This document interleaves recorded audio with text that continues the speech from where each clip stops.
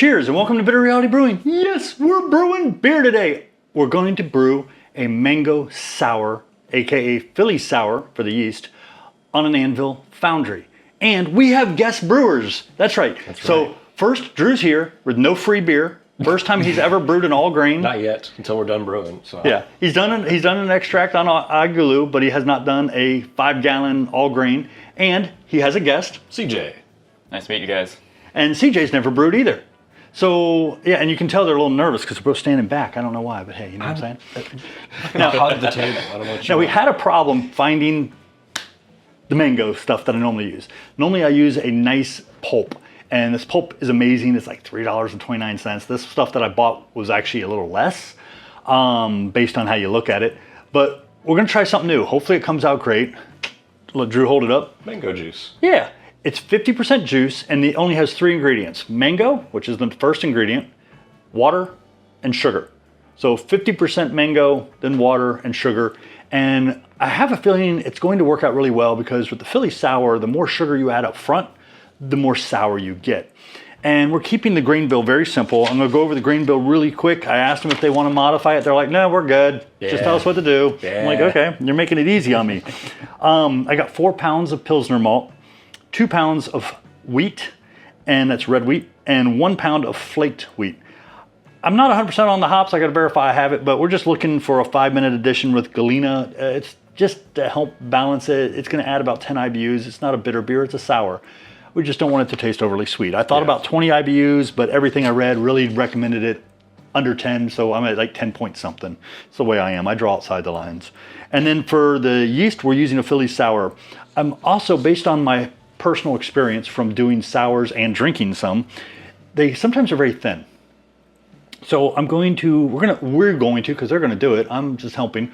They're gonna mash in at 152 Fahrenheit instead of 148 or 150. That's gonna give it a little less fermentable sugars, which will help keep the ABV down a little bit because with all this mango juice, it's gonna go up. It's probably gonna be in the neighborhood of 6 something.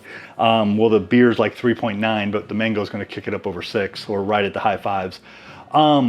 I feel like that body, adding that, and then this is gonna kind of thin it back out, will keep it from being too thin. At least that's what I'm hoping for. I hope so too. I'm not that big a fan of the thinner sours. Yeah, well, that was an accident. I did one that ended up being a 0 or 1 ABV. Oh, wow. Yeah, I used a type of bacteria I'd never used before, and it just ate all the sugar, all of it. I have been doing some tests. I will not release those videos yet because I got to redo them, where I've been trying different things to do a kettle sour. And most bacteria will eat very little sugar and give you plenty of lactic acid. There are a few out there that will eat all the sugar and still give you a decent amount of lactic acid, but it's not worth the juice isn't worth the squeeze. So, and they're actually some of the more expensive ones, which, yeah, let me save some money and use the cheaper ones that are gonna do a better job. So it is what it is. But we're gonna start getting everything prepared. I'm gonna be walking CJ, because Drew's gonna abandon him for a few minutes here. And he's gonna weigh out the grains. We're gonna crush the grains. We're gonna get the anvil set up. We're gonna get the brewing salts. We're gonna get the water. We're gonna get everything ready so we can have a brew day and knock out a mango sour. Let's keep rocking. We'll get brewing here in a minute. Okay, we got our act together. We're ready to brew, or at least mash in. CJ added the brewing salts. We'll show that up here, probably over my head or something. And I'll put the brewing salts on the screen so you can see what we added. That's in the water. We're doing 7 gallons. We've got 6 in there. I meant to add another quarter. It's okay. We'll use a whole gallon for sparge. Not a big deal. I forgot about that. It's all good. It's an easy day.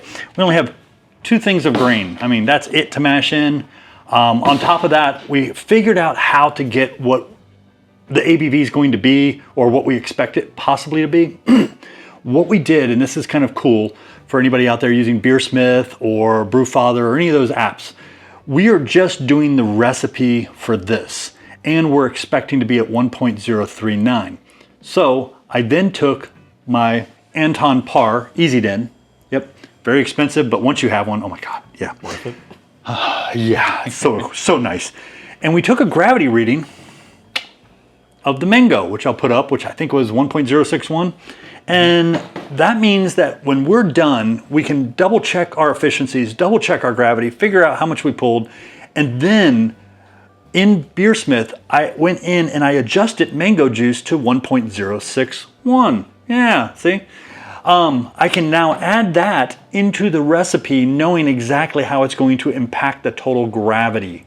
So I can make my adjustments to my recipe or to my efficiencies. Once we're done here, we'll add that into the primary and we'll know exactly what ABV we're going for. Cool. Right now, if we hit our 75% and then we add that, it'll be about 6.4%, but we can adjust as we want. We don't have to be 6.4. We can, kind of just decide at the last moment. It's all fun, you know what I'm saying? Yeah. And be impulsive.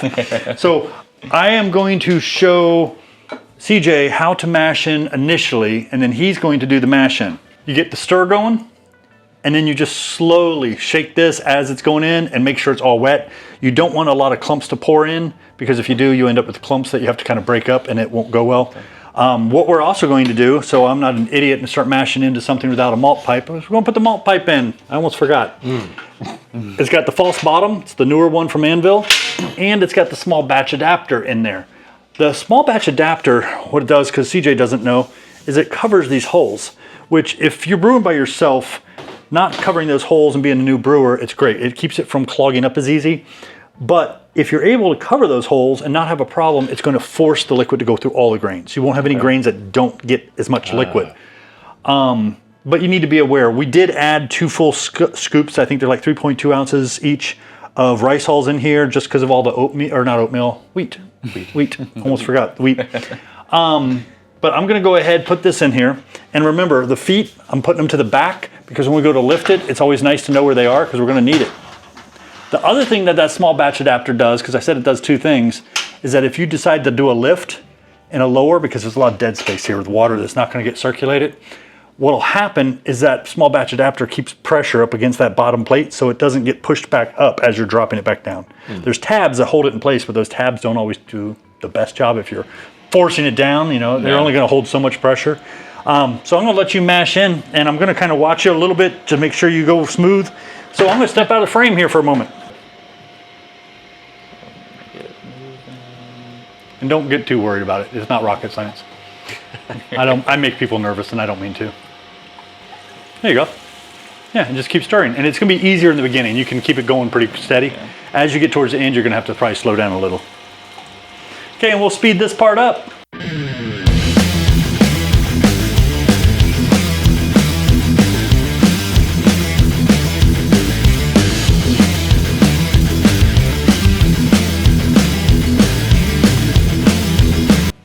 Okay, so CJ got mashed in perfectly. I just put everything together for the recirculation, and I'm going over some things with him.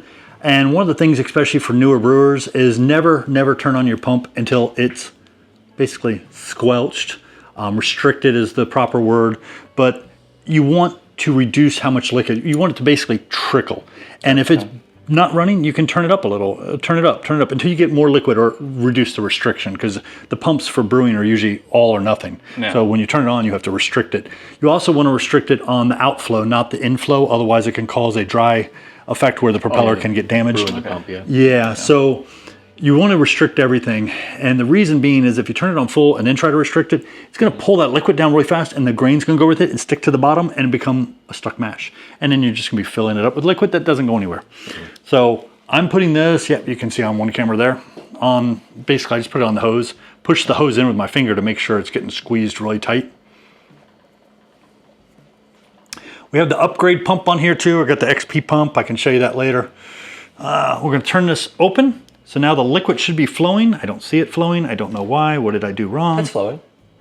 Okay, so we thought we had a problem. We may have had a little one. I don't know. I don't see where the problem was. But we had a lot of air in that tube down here below. And actually you can see it on that camera. But I had a lot of air. But the liquid was still keeping the pump wet. So the pump wasn't in danger. And it's got a little bit towards the top. But that's fine. If I cranked it full, I wouldn't have any air. But then I would have a stuck mash. Yeah, it's at least flowing now. So we're going to be flowing. We'll be here for 75 minutes, and then we'll raise it to 168 for 10 minutes, and we'll mash out. We'll sparge the gallon because I didn't put through, whatever. We'll mash out, we'll sparge for a gallon, and then we'll do a boil. The boil, I was looking for 90 minutes. We may do 60. We'll see how the boil off goes, and then we have our hop addition at the 5-minute mark. So, be right back. We've been at 168 here, technically 170 for almost 12 minutes now. We're getting ready to mash out. I've got sparge water heating. I'm going to pull it up here real quick and we'll let it drip for a few minutes, and then we'll do the sparge. And we'll start boiling. Okay, they're shaking the mango. I pulled this. My efficiencies might be a little low because I forgot to turn the recirculation on again. I turned it off for a minute to do a lift and drop. It is what it is. I did learn a new trick though. Since Drew is driving, we went and grabbed a hamburger and I drank a little too much beer. So I've got a good buzz going. Yeah, lifting the mash. Way easier than two beers. It's much easier when you've had two good beers, and I'm talking like 9.4 on one of them, 7.5 another. I'm not feeling any pain. It didn't hurt to lift that. So that's something just to think about. You got to have some support though, otherwise you're just probably not going to finish. That's one of the reasons you shouldn't be drinking until you're done, but if you got support, yeah, what the hell. Have the person who feels the pain drink the most because they can lift it and it won't hurt.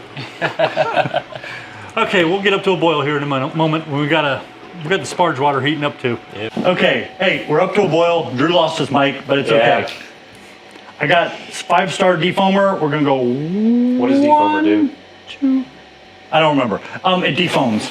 It causes the foam to break up. It is a silicone type stuff, but it falls to the bottom and it doesn't stay in your beer. So you don't have to worry about it. You're not gonna drink it, I promise. Or at least take 5 stars word for it. All right, sure. But as I'm stirring now, it's going down. It's all happy. I'll get it on video because he keeps asking me for B-roll. It's always fun when you have like 3 people going because, you know. Okay, there we go. Yeah, it doesn't look good. I'm gonna keep stirring. But it'll start going down. We're at a boil. We're at 9:33, we'll say, when it started boiling. So we're good, or 6:33, sorry, not 9:33. Well, so, that clock is off, we've learned. Yeah, whatever. So we've got an hour and a half unless we boil down enough in 60 minutes. We'll call it a 90-minute boil. Okay. There it goes. We're looking good now. Okay, and I'll set this in here just in case it decides to change its mind. Yeah, the defoamer's kicking. I love the defoamer. It works so great. I don't have to worry about it. It's looking beautiful now. I'll take a little video. Thank you. Get some B-roll. Yeah, it's all about the B-roll, man. All about the B-roll. There we go. 10% food grade? That's why you have kids, so they can harass the crap out of you. Okay, we'll be here for a little while, and once we get towards the end, we will do the hop edition on video. Seeing if there's an explanation. And we'll do the World Flock tablet, the yeast nutrient, and anything else we can throw in there. Oh, and then the mango goes into the primary. Yeah. That does not go into the boil, that goes into the primary. Okay. The primary. We'll hope it's not infected. Oh, great. Okay, we're in the last 4 minutes because at 5 minutes ago we dropped in the Galena hops. I forgot to hit record. Yeah, I forgot to hit record. CJ dropped them into the hop spider from Anvil. I dropped the hop spider in here. It's in here. It's wet.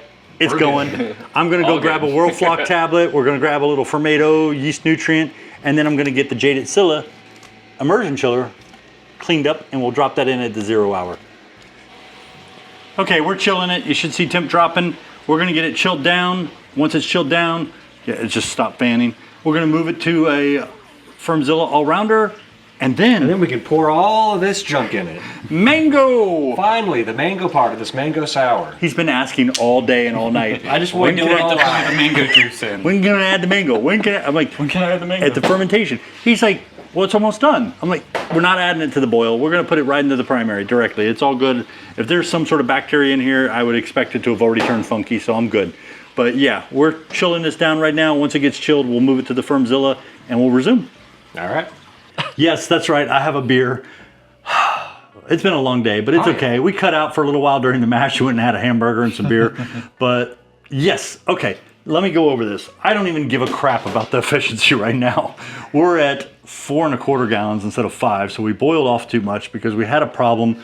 We left the actual, brew paddle in, and the bubbles followed up. We had a little bit of a boil over. We took care of it. It's all good. We ended up with 4¼ gallons. We're sitting at 1.044. We were expecting 1.039. I let them take a vote since it's their beer. They said, we're going to stay with that. We don't want to dilute it down to 1.039. I said, fine. We just want to toss the mango in, toss the yeast in, and ferment at 74 degrees and call it a day. Well, that's going to push us, instead of 6.8%, we're going to go all the way to 7.2%. I'm really good with that. True? Not always. CJ, he's like, whatever, I'm good. And Drew let him have it because he's the guest, so we're gonna call it at 7.2%. So right now, I'm gonna hold this up. They're gonna dump in a gallon and a half of mango juice, which is 50% mango, some water, and sugar. And then we're gonna pitch the Philly Sour, which Philly Sour loves fresh sugar. Corn sugar, raw sugar, whatever kind of fresh sugar you have. Not the sugar from the fruit, not the sugar from the malts. It's gonna eat some of that, but it really loves just raw sugar. It's gonna have some fun with this, and it's probably gonna make it very berry sour, which is awesome for Drew. Okay for me. Don't know about CJ. He seems to be okay with sours. Oh, yeah. And it's gonna be a mango sour. I did enhance the salt a little in the brewing salt, so I'm hoping the salt will help enhance the flavor even more. And I'm gonna let them start pouring. I'm gonna pour this out and y'all can watch. And hey, just for CJ, hit like, subscribe if you haven't already. Yeah, dude, leave a comment. Yeah, leave a comment. Hit Let that us know. bell notification. If you're in Jacksonville, let me know. I'm looking for somebody with a claw hammer. I'm looking for anybody who wants to come do taste tests. I'm talking about it. You have a cute girlfriend, wife that wants to come do a taste test? I'm good with that too. Just saying.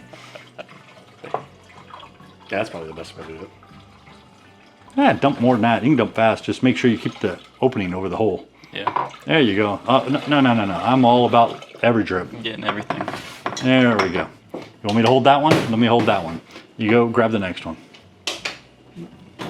There we go. That one's done. Looks like OJ, but the good thing is I'm allergic to OJ and I'm not allergic to mango, so I'm good. Don't go too fast because we don't want to spill it. I've spilled enough stuff tonight. Got it. Next. This is going much faster than I expected. Oh, yeah. They've been shaking the hell out of these while we've been off camera. Yeah. Okay, go grab the next one. There you go. These are nice bottles. I wish I could figure something to use them for. They're really nice bottles. Kind of heavy. Kombucha or something? I could, but it'd be 32 ounces of kombucha. You'd be drinking a lot of kombucha, which I could do that if I'm hanging out, working from home. You can reseal. You got the lid. Working from home, working when I travel, I don't always get to drink the whole 16 ounces. Okay, now I'm not going to put a tilt in here. I've had some problems with the tilt seals. I got to buy some new O-rings, but we're going to go ahead and pitch the Philly Sour. Here's the Philly Sour yeast. Philly Sour is not a bacteria, it is a yeast, but this yeast is known for picking up on those sugars and converting some of those sugars to lactic acid. And it's got a nice ribbing on the top, which allows you to actually... And this way we don't have to wait, what was it, like 48 hours or a week or something? Yeah, you have to wait, no, you have to wait a day, 24 hours usually. Usually if you're doing a kettle sour, you got about 24 hours. There's a lot of yeast in here. I wonder how many grams, that's a lot. I forgot about that. What we got in here? 11 grams. Yeah, 11 grams. Felt like 22, but that was 11 grams. That seemed like a lot. Okay, that's it. I got a floating dip tube in here. I'm gonna put the top on here, seal it up, put it on the glycol chiller and crash it. And about, let's say 3 weeks from now, a week of fermenting, 2 weeks of carbonating. We'll see if CJ wants to come back and do a taste test. And we'll bottle him some beer because I don't think he has a kegging system. Maybe we'll teach him how to bottle. That sucks, trust me. But hey, if he wants to learn, I'm okay with it. Oh, yeah. And we'll bottle some beer for him. And we're going to send him home tonight with a little bit of bottled beer from some previous brews I've done. Appreciate you. Like, subscribe, keep sharing. Show a little love to CJ. Drew, Drew's first brew. Yeah. I didn't do much, but sure. He helped out a lot. He helped with the cameras. He helped a lot. Most And yeah, we were bored. We kicked him. It felt good. Okay, all right. Appreciate you. Cheers. See ya. See ya.